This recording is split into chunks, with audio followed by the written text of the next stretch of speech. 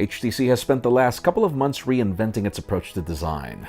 The company sort of hinted to the U11 being just a stepping stone into a broader result for 2017, and today we finally get the opportunity to tell you more about it. I'm Jaime Rivera with Pocket Now, and this is the HTC U11.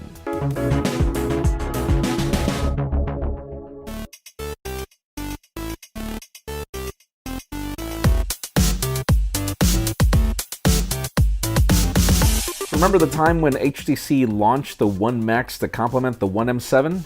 Well, don't think of the U11 as a complement to the U11, as the U11 is really the company's flagship for 2017.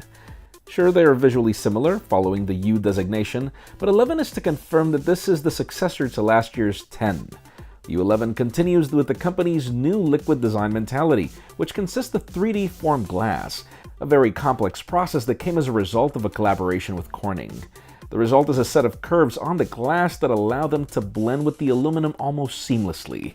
At a glance and in the hand, you can't really tell where the glass ends and the aluminum trim begins.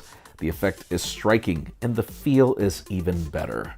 The color is more a result of a vaporized deposition process to achieve a very reflective effect, which is obviously not camera-friendly. I'm more of a fan of this amazing silver option, but you can also get the phone in sapphire blue, ice white, and brilliant black.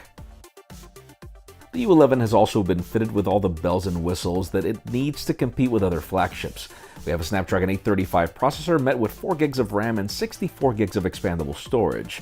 There's also IP67 water and dust resistance, something we've been waiting to see from HTC for a while.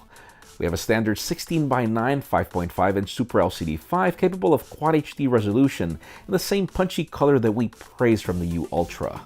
Below the display we also have the standard fingerprint home button and capacitive keys, meaning those 5.5 inches on the panel are all for content consumption.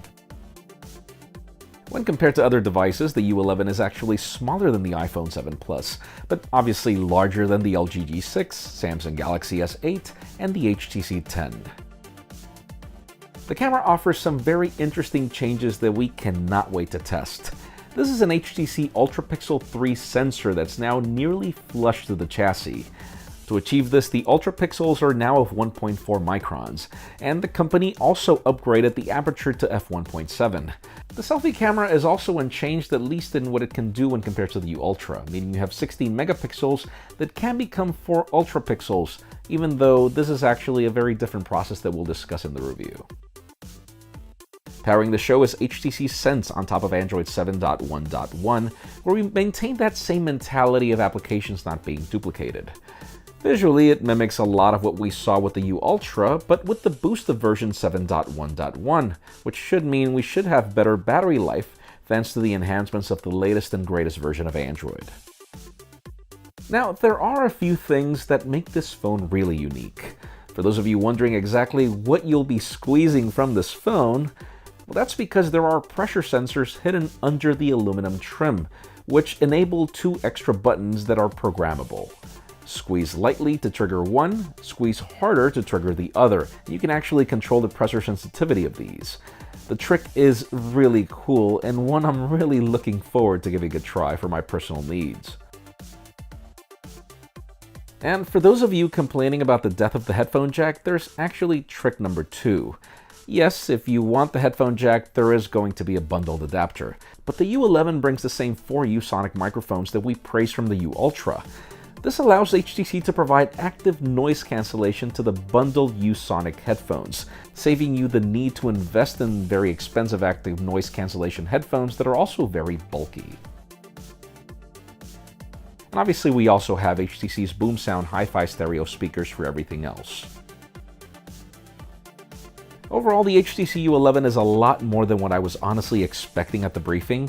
Everything that we've wanted to see from an HTC flagship is finally here, and we just can't wait to give it a try, as our review period has just begun. And while you wait for that final review, make sure you follow us on social media and hit that subscribe button down below for more videos like this one. You can also follow me on Twitter, Jaime_Rivera, or on Instagram at Jaime Rivera. Please give this video a thumbs up if you like what you saw. I am Jaime Rivera. Thanks so much for watching. We'll see you on the next one.